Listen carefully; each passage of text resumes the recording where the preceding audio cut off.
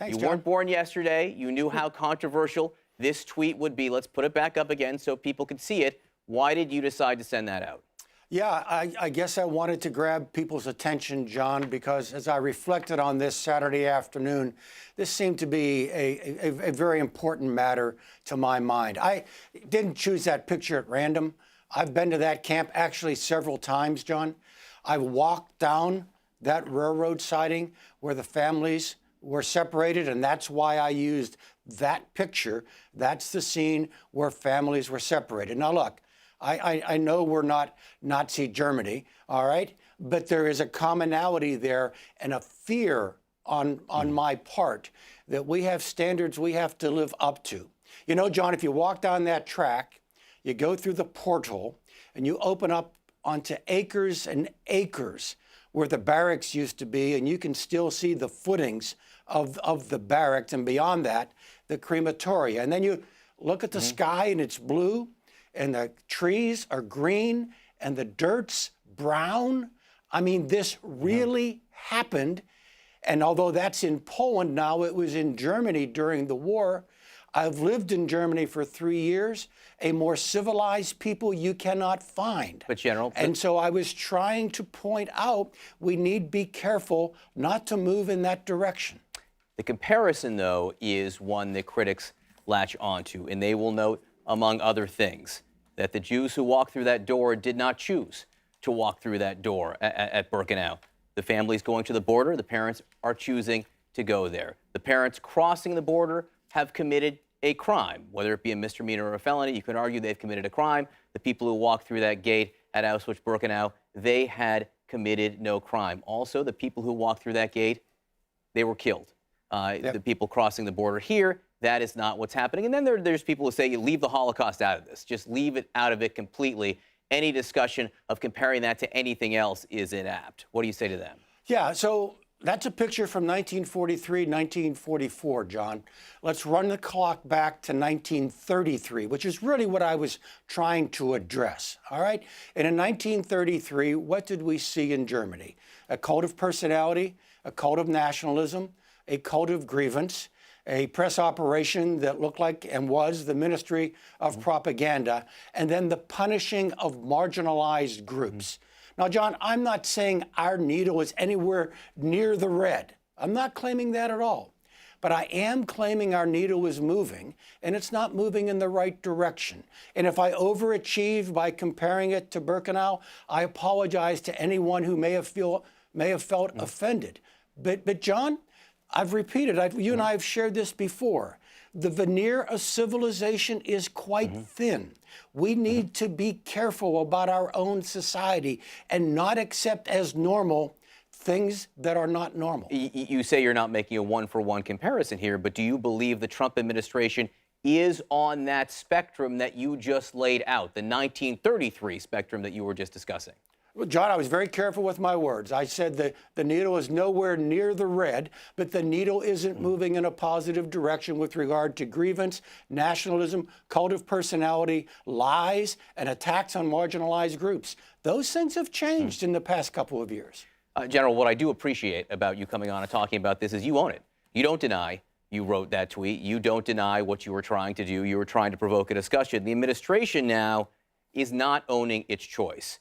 Have the debate on the merits. Have the debate about whether or not children should be separated by parents at the border. But there is no debate. This was an administration choice. The White House chose this.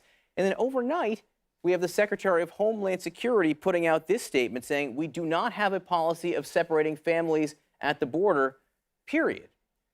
So how do you interpret that intransigence from a cabinet secretary?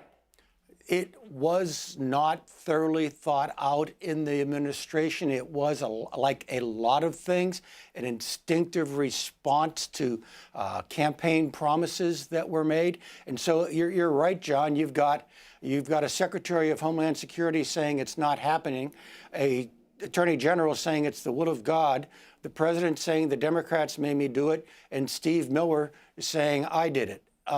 What's a country to believe? Is it a deterrent? Do you believe separating children from their parents when they cross the border is a deterrent? It will keep more people from coming. Well, two thoughts come to mind, John, and maybe equally harsh to my tweet on Saturday.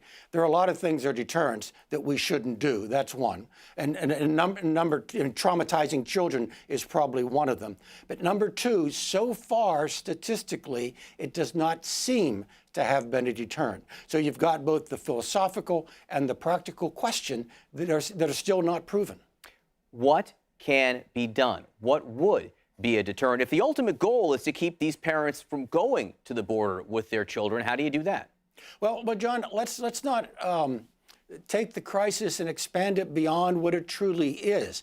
I mean, in terms of our southern border, we have more foreign nationals moving south across that border than we do moving north. We have been a net exporter over the past several years. And although you have these specific cases of these people doing these particular things, what's happening there right now is not a national crisis. I get it. We're a sovereign nation. We have a right to control our borders, but we should do it within our ideals. When the White House says there is no policy to separate children from their parents, are they lying? Well, I mean, I see children separated from their parents. Newsmen see children separated from their parents.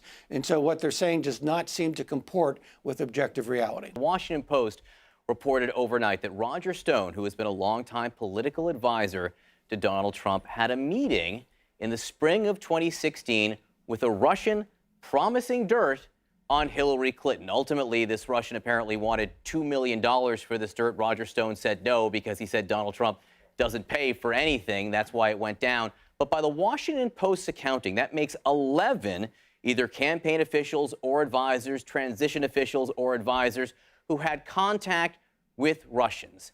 Does that number seem usual, normal to you? No, it's not normal. And in fact, John, what we already know via public knowledge, the meeting with Veselnitskaya with regard to orphans, and then the correspondence between Don Jr.